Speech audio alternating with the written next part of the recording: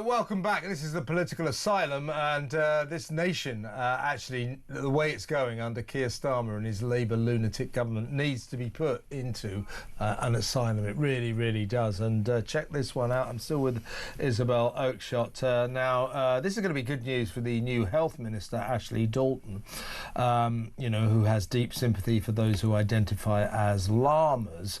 Turns out that those kind of sentiments are shared by the Children's Society. Perfectly nice organisation, I guess, but it looks to me as if it's heading in a dangerously stupid and woke direction. This is a report, and this is important that you're paying for it, folks. This is a report funded by the Home Office, so it's a taxpayer-funded official report by the Children's Society that asserts that kids who identify as animals and walk on all fours should be shown empathy. They're often called furries. The so-called furries are apparently, according to this report, this is, and I'm quoting, the furries are walking, talking animals. No, they're not. They're not. They're walking, talking human beings who say they're animals, but they're not animals. Funnily enough, you'll be surprised to hear this, 1 in 8 of them also self-identify as transgender and or non-binary. The guide also provides important information on Therians. Therians are people, it says this in the report, who actually experience being an animal. No, they don't. This is just rubbish, and we're paying for this. And I think, you're a mother, Isabel, I think this kind of attitude, indulging these kids who say, I'm an animal, oh, look, you're on all fours, isn't that wonderful? I think that is almost child abuse. I agree with you. The Children's Societies are supposedly there to prevent child abuse. I think this is sick. I think it's a cult. I think it's creepy. And I would go so far as to actually sanction people who are parents who encourage this in their children. I think it's worse than neglectful. I think it is encouraging serious mental health problems. No child or teenager who identifies as an animal is likely to have a happy, balanced, good life, are they? Yeah. Hello, I'm turning up for a job interview. I'm going to be a fox today. Would you mind employing a fox? Not going to happen really, is it? So it is abusive.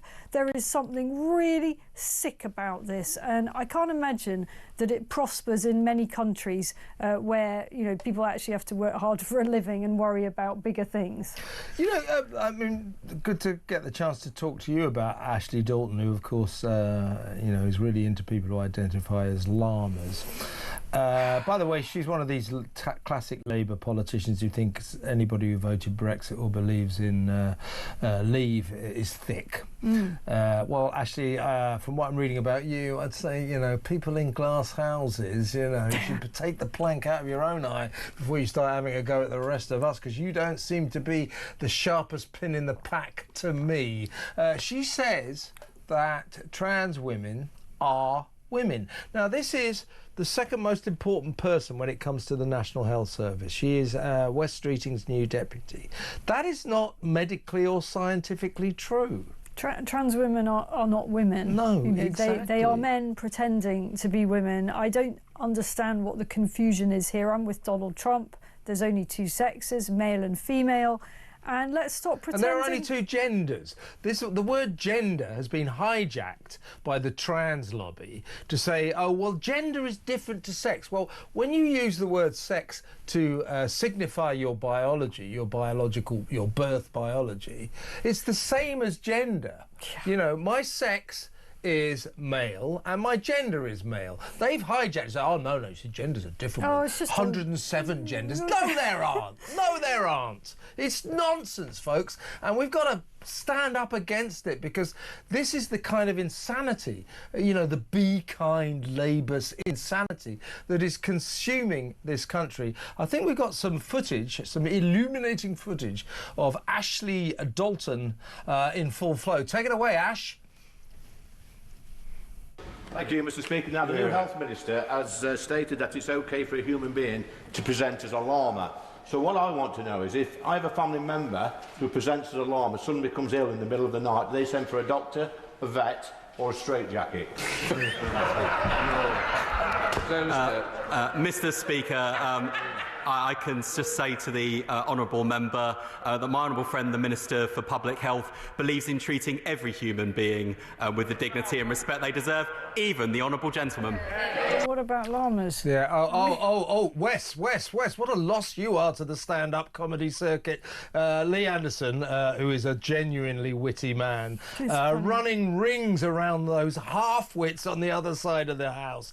I mean, Wes Streeting is one of the better ones. I still think he's very overrated, but he's one of the better ones. You know, Labour need to be able to respond to what Lee is saying, because he's just trying to say, isn't this all insane? And Labour won't say it is. It's so frightening. Wouldn't it have been great if Wes Streeting had actually surprised us all and got up there and said, well, you know, I think she was speaking figuratively, and clearly people are not llamas and llamas are not people. And and how, you know, this is the Health Secretary, and it was in The Sun last Saturday. I read every word, all 53 of them. No, it was quite a long article.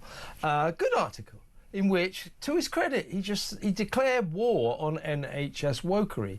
And he said this daft nonsense has to stop. And you go, thank God. And then he does that. A little bit of sanity in a world gone mad, and then.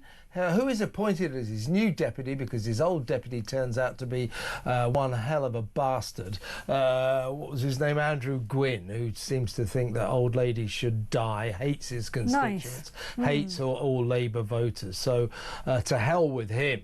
He was a bad enough deputy. Now in comes Ashley Dalton, who believes that we must be very sympathetic to humans who think they're llamas or identify as llamas, and she believes that trans women are women. So he's declaring war on wokery, and then you get Mrs. Woke is his new deputy. It's not going to happen, is it? It's not going to happen, and the NHS is absolutely infected with this. It's run through the whole system, and it's not curable, I don't think. No. You know, it isn't. There's far too many people that are just thoroughly signed up to that agenda. Yeah, exactly right.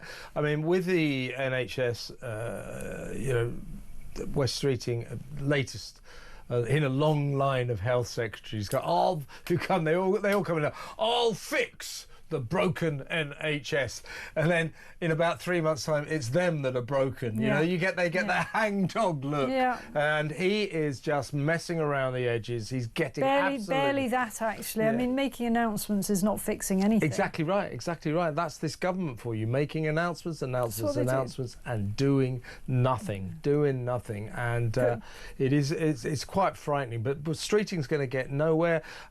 He's done nothing about the wokery that you've talked about. He's done nothing about the 800 diversity officers. I mean, it'd be quite easy, actually. He could just start by saying, I'm banning Black History Month celebrations in our hospitals. Yeah. Why do any hospitals need to celebrate Black History Month? Exactly right. And I called on him the other day. I said, OK, Wes, this is 2 days ago. So here's how you can get the ball rolling.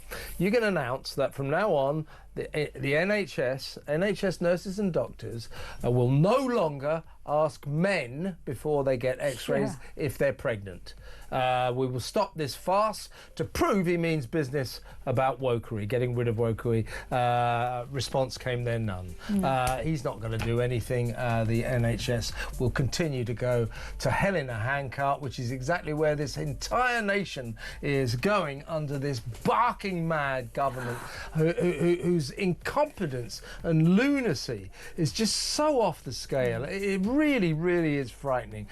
Isabel, great to have you in. We'll see you again tomorrow night. That's Isabel Oakeshott.